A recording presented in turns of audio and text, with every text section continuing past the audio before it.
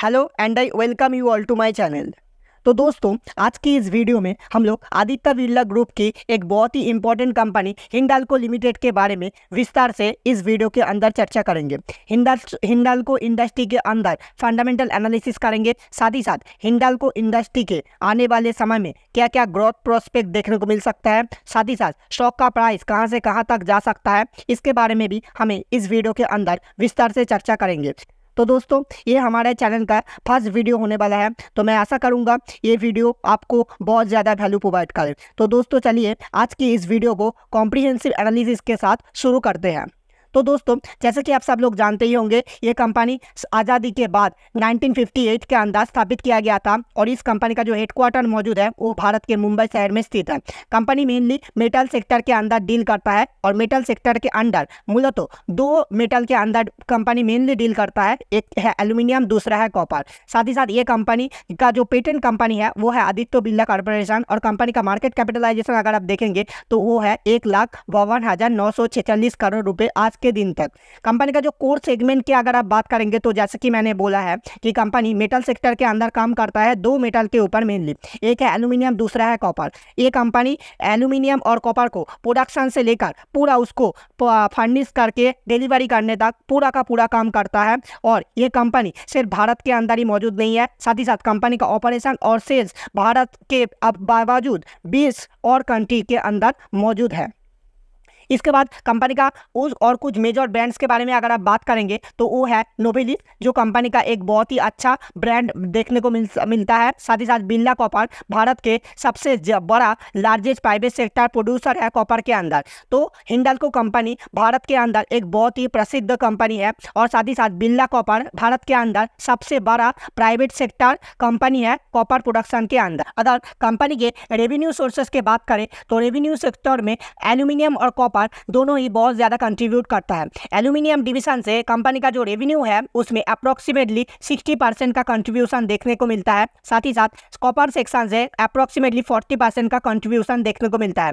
तो एल्यूमिनियम और कॉपर ये दोनों ही कंपनी के लिए बहुत ही ज्यादा इंपॉर्टेंट सेगमेंट है और एल्यूमिनियम और कॉपर ग्लोबल प्राइस से बहुत ज्यादा इन्फेक्टेड होता है। तो ग्लोबल प्राइस जब एल्यूमिनियम के बढ़ता है या घटता है तो इससे कंपनी को ऊपर बहुत ज्यादा इम्पैक्ट देखने को मिलता है।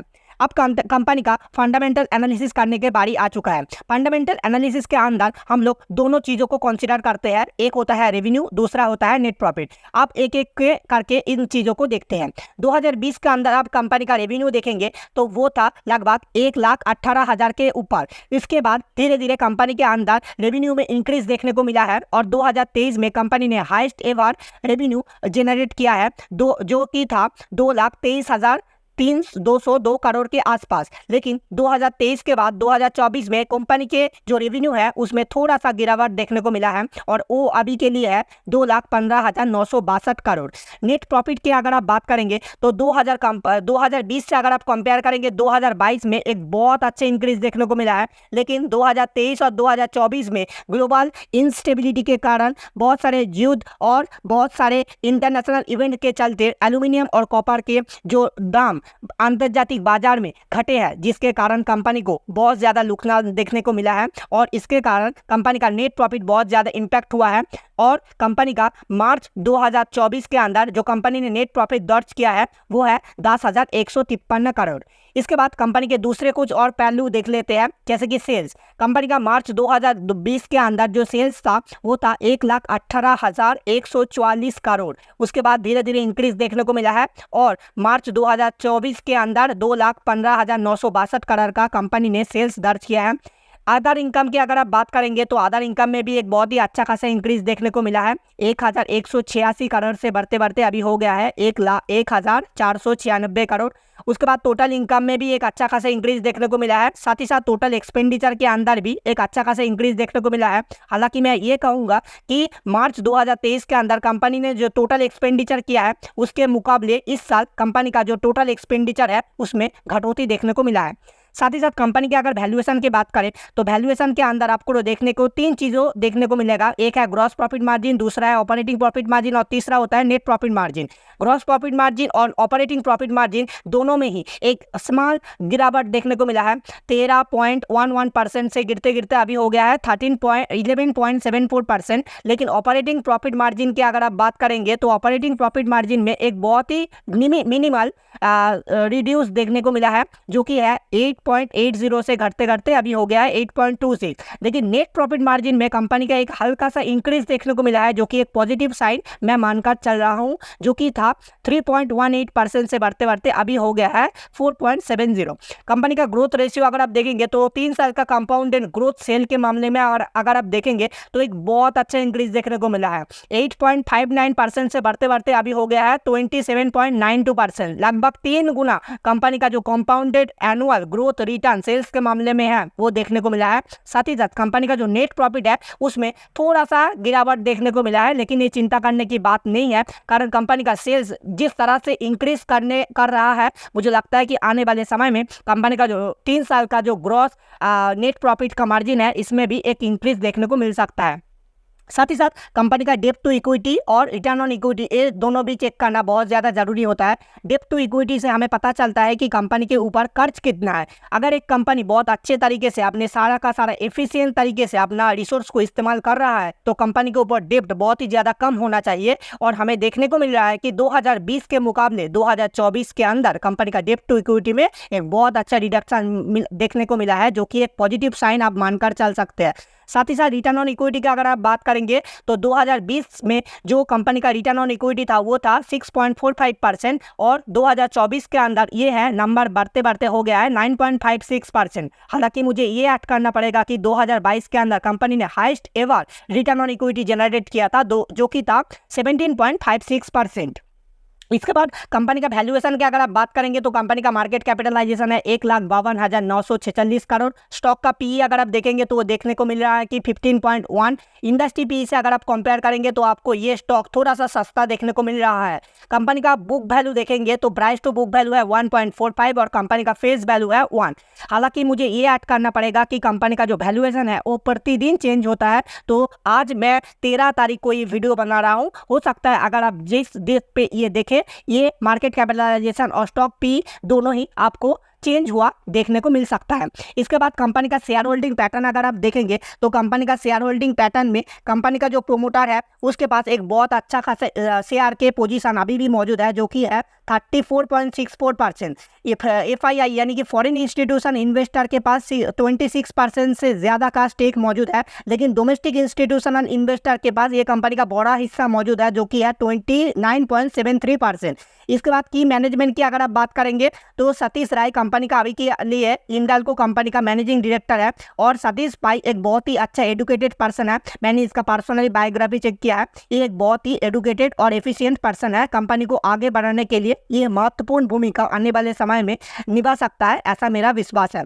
साथ ही साथ फ्यूचर आउटलुक की अगर आप बात करेंगे तो उर्बनाइजेशन और इंडस्ट्रियलाइजेशन जिस तरह से 2014 के बाद से भारत के अंदर मैसिव इंडस्ट्रियलाइजेशन का लहर उठा है, मुझे लगता है पक्का इस कंपनी को इससे बहुत ज़्यादा मदद मिलने वाला है। साथ ही साथ जिस तरह से एल्यूमिनियम का डिमांड आने वाले समय में बरकरार रहेगा और हो सकता है इंक्रीज भी देखने को मिलेगा, तो इससे कंपनी का बहुत ज़्यादा प्रॉफिट में इंक्रीज देखने को मिला गया। इसके बाद कंपनी का जो दूसरा सेगमेंट है कॉपर मार्केट अभी बहुत ज़्यादा आने वाले समय में डिमांड में रहेगा। कारण सबसे बड़ा कारण है ईवी, क्योंकि भारत समेत बहुत सारे दुनिया के देशों के अंदर इलेक्ट्रिक व्हीकल को लेकर अभी बहुत चर्चा है। आने वाले समय में इलेक्ट्रिक व्हीकल ही हमारा फ्यूचर है और इलेक्ट्रिक व्हीकल को बनाने के लिए एक मेजर कंपोनेंट जो कि ज़रूरत पड़ता है वो है कॉपर। तो कॉपर के मार्केट आने वाले समय में बहुत ज़्यादा इंक्रीज में रहेगा। साथ ही साथ रिन्यूएबल एनर्जी और इंफ्रास्ट्रक्चर प्रोजेक्ट के अंदर भी कॉपर का बहुत ज़्यादा ज़रूरत पड़ता है। तो मुझे लगता है ये कंपनी के लिए बहुत ही एक पॉजिटिव सेगमेंट होगा और कंपनी को इससे रेवेन्यू में बहुत एक अच्छा खासा इंक्रीज देखने को मिलेगा। तो इस तरह से कंपनी को अगर आप फंडामेंटली एनालिसिस करेंगे तो आपको देखने को मिलेगा कि आने वाले समय के लिए एक हेल्दी प्रोस्पेक्ट हिंडाल्को के लिए मौजूद है।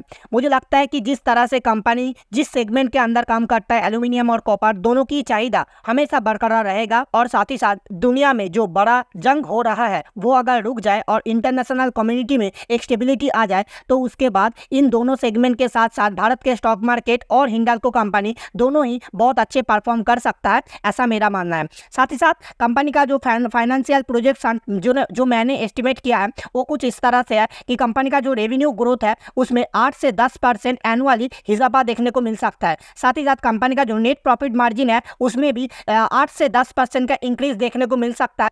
तो अगर इस तरह से कंपनी का रेवेन्यू और नेट प्रॉफिट दोनों में ही इंक्रीज देखने को मिलता है तो इस तरह से कंपनी का जो शेयर प्राइस है उसमें भी इंक्रीज देखने को मिल सकता है। तो मुझे लगता है कि कंपनी का स्टॉक प्राइस आने वाले समय में 10 से 12% इंक्रीज देखने को मिल सकता है। अब मेरा एजम्पशन ये है कि कंपनी का जो फाइनेंशियल 2024 में जो रेवेन्यू कंपनी का होना चाहिए वो है 2,35,000 करोड़ से 2,40,000 करोड़ तक कंपनी का जो रेवेन्यू वो पहुंच सकता है। जैसे कि मैंने आप लोगों को पहले ही दिखाया है कि कंपनी का जो रेवेन्यू इस साल कंपनी ने 2024 के अंदर दर्ज किया है वो है 2,15,962। इसमें से इंक्रीज देखने को मिल सकता है और 2,40,000 करोड़ के आसपास कंपनी का रेवेन्यू इस साल दर्ज कर सकता है। साथ ही साथ फाइनेंशियल या 2024 के अंदर कंपनी का जो नेट प्रॉफिट वो भी 11,000 करोड़ को पार कर सकता है, ऐसा मेरा अनुमान है।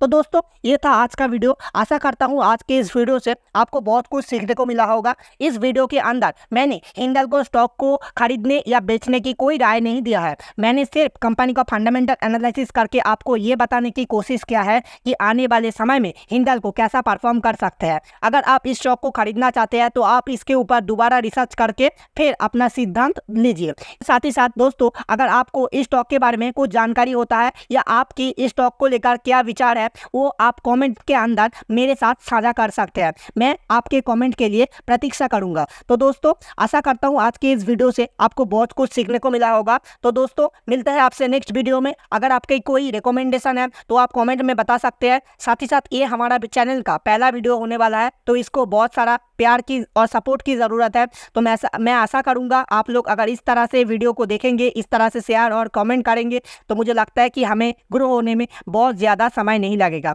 तो दोस्तों मिलते हैं आपसे नेक्स्ट वीडियो में। तब तक के लिए खुश रहिए, पढ़ते रहिए, सीखते रहिए और हमारे साथ जुड़े रहने के लिए धन्यवाद। मिलते हैं आपसे नेक्स्ट वीडियो में। जय हिंद, जय भारत।